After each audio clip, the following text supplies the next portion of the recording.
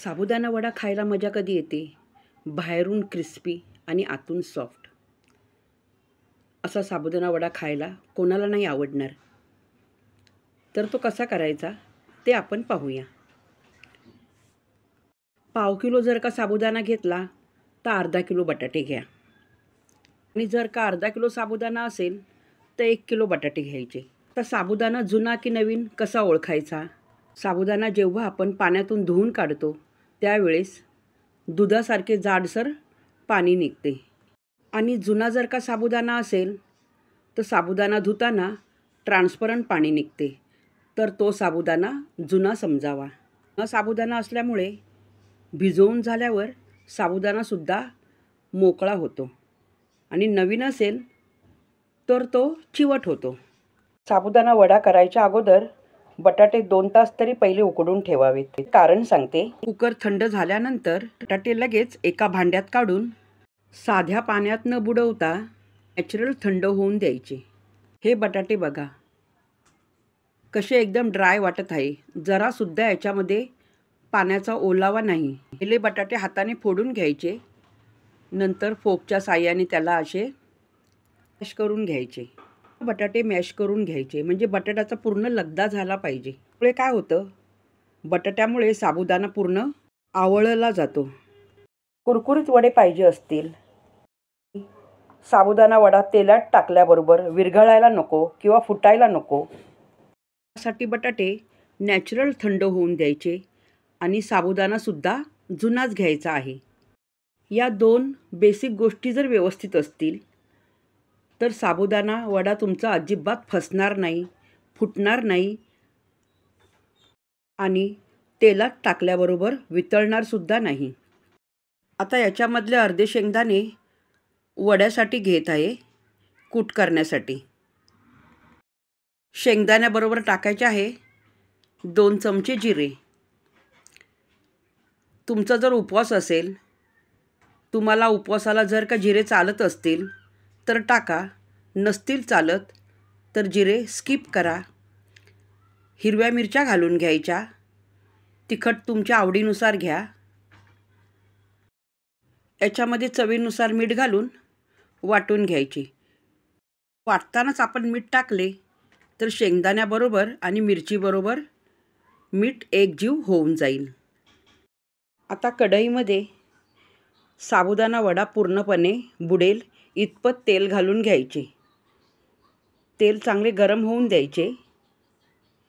आता बटाटे सर्व मॅश करून झाल्यावरती साबुदाणा घालून घ्यायचा. साबुदाणा बघा कसा मोकळा आहे. एक एक साबुदाणा असा वेगळा झालेला आहे. साबुदाणा भिजवताना पाणी पूर्ण निथळून झाल्यावर पुन्हा एकदा 1 सेंटीमीटर इतके पाणी घालून घ्यायचे. रात्रभर साबुदाणा चांगला भिजवून द्यायचा. सकाळपर्यंत अगदी मोकळा फटफटीत होतो. वडे करायचे असतील किंवा खिचडी करायची असेल तर साबुदाणा 5 तास तरी अगोदर भिजवून ठेवावा. आता या शेंगदाणा मिरचीचा कूट आपण याच्यामध्ये घालून घेऊया. आणि तुम्हाला जर का याच्यामध्ये मिरची वाटून घालायची नसेल तर मिरच्या कापून घाला. जिरे वरतून घातले तरी चालतील, मीठ वरतून घातले तरी चालतील. सर्व असे एकजीव करून मिक्स करून घ्यायचे. चुकून का होईना किंवा गडबडीत का होईना बटाटे जास्त वाफवलेले असतील तर अशा वेळी काय करायचे, तर 1 चमचा राजगिरा पीठ किंवा शिंगाड्याचे पीठ 1 चमचा टाकून घ्यायचे. ते कसे साबुदाण्याच्या वड्याला घट्टपणा येईल. हाताला थोडे तेल लावून घ्यायचे म्हणजे वडे करताना चिकटणार नाही. वडे करताना तुम्हाला कुठला आकार द्यायचा, चपटा गोलाकार द्या किंवा लाडूसारखा गोल द्या, आपल्या आवडीनुसार. कढईतले तेल गरम होईपर्यंत 4-5 गोळे असे तयार करून घ्यायचे म्हणजे पटकन कढईत सोडता येतात. तुम्ही जर का मुंबईचे रहिवासी असाल तर तुम्हाला प्रकाश नावाचे एक हॉटेल आहे.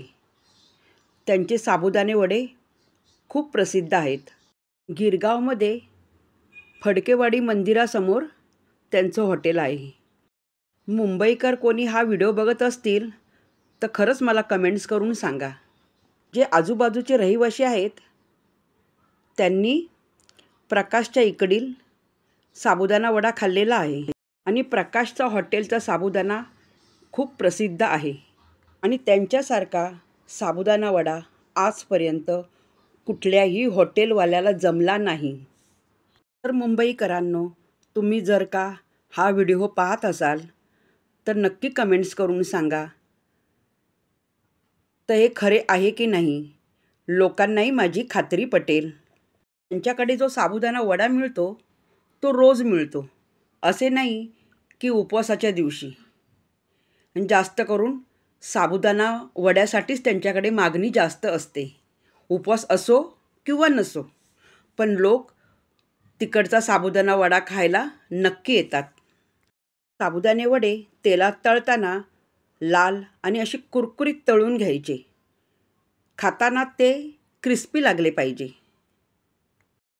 सर्व साबुदाणे वडे आता तळून झाले. आता प्रकाशकडे मिळते तशीच हिरवी चटणी बनवायला घ्यायची आहे.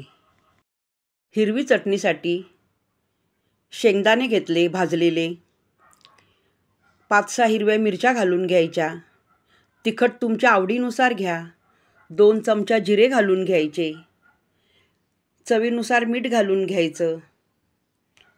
जिरे जर तुम्हाला घालायचे नसतील तर नका घालू. आता याच्यामध्ये थोडे पाणी घालून दाणेदार अशी शेंगदाण्याची चटणी वाटून घ्यायची. पेस्ट नाही करायची. शेंगदाणे असे हाताला कणिक अशी लागली पाहिजे शेंगदाण्याची. अशा प्रकारे ही हिरवी चटणी बनवून घ्यायची आहे. ही हिरवी चटणी जास्त पातळ न करता घट्टच ठेवायची.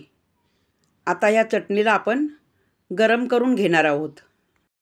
कढई चांगली गरम झाल्यावरती 1-1.5 चमचा तेल घालून घ्यायचे. तेल जास्त नाही घालायचे फोडणीसाठी. आणि याच्यामध्ये कढीपत्ता घालून घ्यायचा. तुमचा जर उपवास असेल तर कढीपत्ता नका घालू. तुम्हाला उपवासाला कढीपत्ता चालत असेल तर घाला किंवा नाही घातला तरी चालेल.